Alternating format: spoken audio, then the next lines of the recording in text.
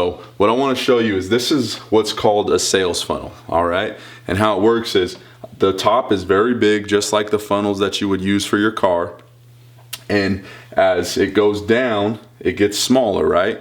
And so what this is a representation of how your customers interact with your business or how your prospects, right? And so what happens is the top of the funnel is attention, okay? So if you don't have attention, you don't have anything. If you can have the best product in the entire world, but if nobody knows who you are, it doesn't matter, right? If you're obscure, it doesn't matter how awesome your product, service, whatever it is that you offer, it doesn't matter.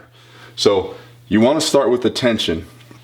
And how do you get attention for your business? Well, there's a couple ways you can do it, right? There's traffic that you control and there's traffic that you don't control.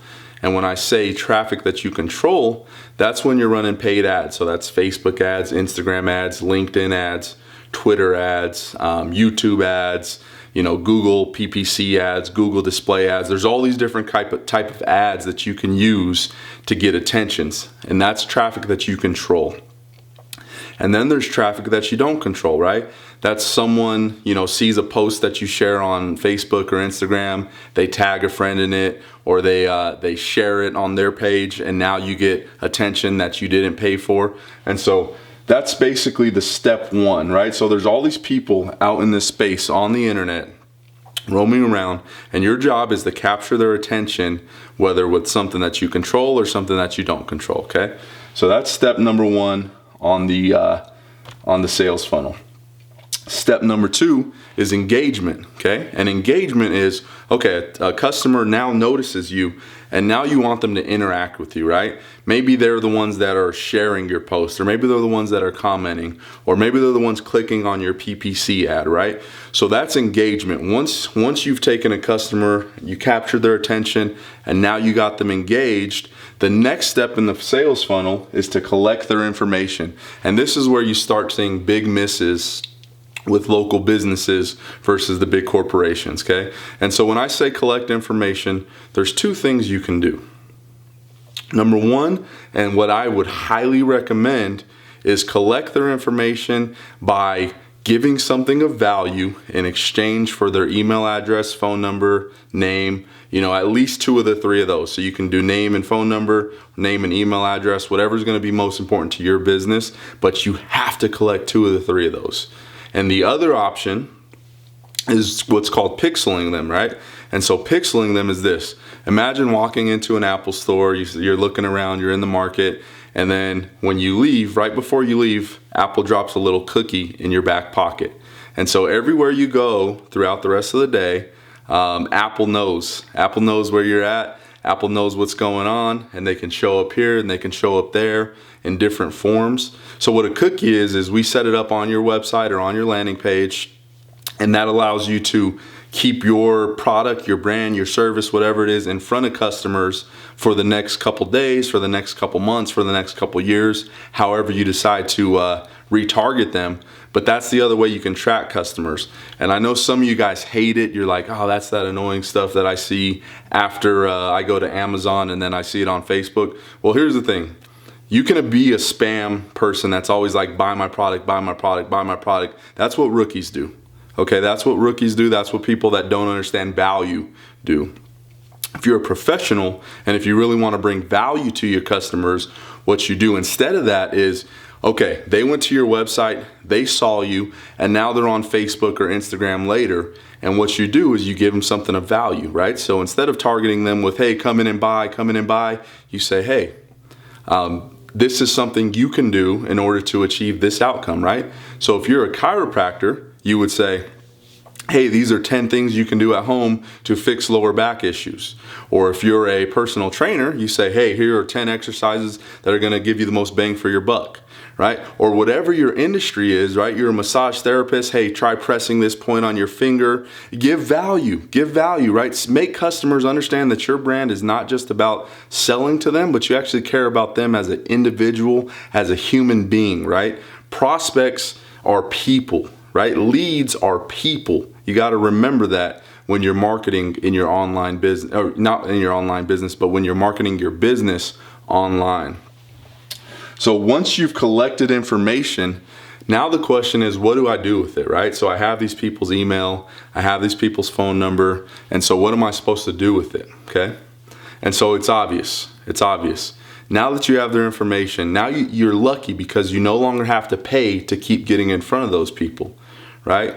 And so really quick, I'm gonna get off on something just a little bit different, but right up here at the attention stage, we talked about traffic that you don't control, which was people just clicking on your Facebook, clicking on your Instagram, or going to Google and finding you on Google. And so in that situation, right, for Facebook at least, only 5% of people that like your page are ever going to see any post that you just post, because Facebook wants to get paid in order to put your post in front of your customers. So don't think that just because you have 25,000 followers that you're going to be going crazy. And that's probably a big frustration for a lot of you guys, is you do have large followings, but you're not able to see results from there's not a direct correlation between the amount of followers you have and the amount of business that social media is bringing in. And so that's where we get down to this, what I call know, like, trust, okay? Know, like, trust. So if you think about business, if you think about life, dating, it doesn't matter.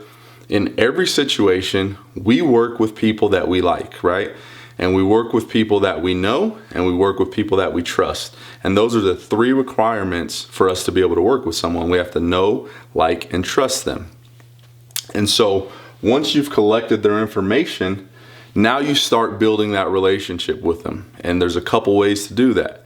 Now, in some industries, right, if you're a painter or you're a HVAC company and you need to give people quotes, well, maybe you call them up, and over the course of that phone call, that's where you're building your know, like, trust, right? But in other situations, it's not going to be something where you're just calling up and giving an estimate right away. So what you do is you put people into your email automation, okay? And your email automation, you can use anything from MailChimp, ActiveCampaign. I personally use ClickFunnels, which is absolutely amazing with landing pages and everything, but that's a whole nother story. So, but the idea is, once you have people's information, you can build a relationship with them through storytelling, through telling about your brand, telling about what makes you different, telling about how customers have been satisfied with working with you in the past. Give people all this value before you ever ask them to buy. And so once you've done that through email, okay, then you can ask someone to become a customer. And I don't want you to think that this process is like, oh bro, it's gonna be months before I ever see a customer from this. This can all happen immediately, right? So if you set up a good ad, a good landing page, and a awesome first and second, third email sequence, this all can happen within 2 days, 3 days, right? Or if you decide to pick up the phone and call someone after you collect their information, this can happen all within an hour. So I know it seems like it can be a drawn out process, and it can be if you design it that way, but you can design this to all happen like this, boom, boom, boom, as quick as you'd want it to be, right? But once someone is a customer, okay, that's not where you want it to stop, obviously. And I know everybody in their business has different upsells and different value propositions, different things you can offer to customers that are gonna not only put more money in your pocket and more revenue in your business, but also give the customers more value in exchange for that, right? But what you wanna do is you wanna keep on having upsell opportunities. And the reason I say that is, maybe you have a customer, okay, I like using a chiropractor example because it's easy, right? Maybe you have a customer that is only gonna come in if you give them a free massage, okay? So you gotta give them a free massage, and that's like your base level. That's what makes them a customer. Maybe they didn't pay you anything for it, but it brought them in your doors, right? So you give them the free massage, or you have an assistant give them a free massage. Well then, what's the next thing, right? The next thing would be, as they're in your doors, getting their free massage, you sell them on an adjustment, okay? And that would be the next step up on your value ladder, right? And then once you've sold them an adjustment, and then maybe the next thing is you have a wellness program, right? And this wellness program teaches them how to, care for themselves in the long term, and they get to come in a certain amount of times every month. They get to sit with you. They get to, have exclusive offers. And then maybe you have something above that. So basically, once you have someone as a customer, Now your job is to continue to upsell them as deep or as up the ladder as you possibly can, right? And so every business is going to be different. If as a personal trainer, maybe you have an exclusive mastermind program, or maybe you have whatever it is, you got to be creative, because out of 100 customers, out of every 100 customers, you might have one that wants to have the best that you have to offer, and you shouldn't cap off, you know, that one customer where all the other 99 are at, if that makes sense. You want to continue to have value that you can give to people, which is going to put more money in your pockets, right? And then the next thing is I want to talk about residual. So a lot of businesses are starting to pick up on this, but it's still not taking flight with local businesses, where it's a program where customers continue to pay you every month, whether it's automatically or they come in and pay, but something where customers see you more often, and you know that you have guaranteed money coming in. And you create those programs, they're called continuity programs, and depending on your business, you got to think outside the box, right? You say, okay, maybe I'm a HVAC company and I have a program where you pay $12 a month, and once a year, you know, you get these articles every month that are going to show you how to save money on your power bill. You get exclusive bonuses, and you get to save on your annual checkup, right? Or something like that. That's just an idea, but we got to start thinking outside of the box to grow our businesses, because I see too many business owners that I sit down with limit themselves, limit the revenue they can make, because they're not growing their value ladder, they're not expanding what they offer customers. So this is something to think about. And so you see how it works is you get customers, right? All these people, okay, and they're on the internet looking around, and your job is to get them into your sales funnel. All right, and once you get them into your sales funnel, now your job is to move them down the sales funnel from one step all the way down, right, until they are your biggest raving fan, and they're telling everybody about you, and they're your number one customer, and they're your number one salesperson, right? And so here's the important thing.